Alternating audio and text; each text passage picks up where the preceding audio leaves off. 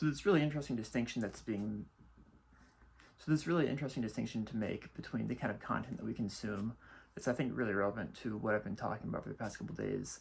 And it really falls into two main camps of either content that's oriented around sort of what to think directly versus content that's oriented around how to think. And so you'll find that the majority of content you find online is very oriented around the former option of what to think.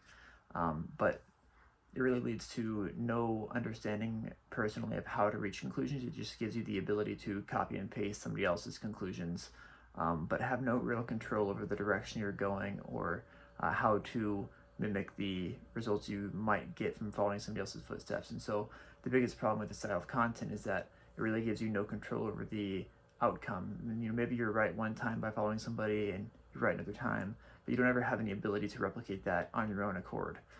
Whereas the other kind of content, what's interesting is that in learning how to think, you actually you have to still learn in a way where you're learning what to think. You're understanding deeper concepts and these sort of eternally guiding principles that are the same today as they were thousands of years ago. They're very generationally and sort of time tested and more of a ancestral wisdom format of knowledge.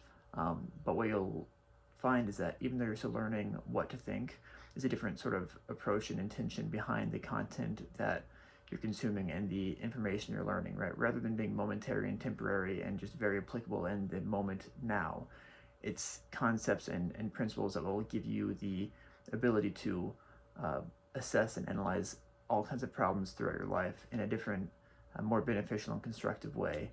And in doing this, though you're learning once again what to think still, it actually teaches you how to think, because the concepts that you're learning and seeking to understand have ramifications that go far beyond just the momentary time of consumption. And so it's kind of like an example of half-life.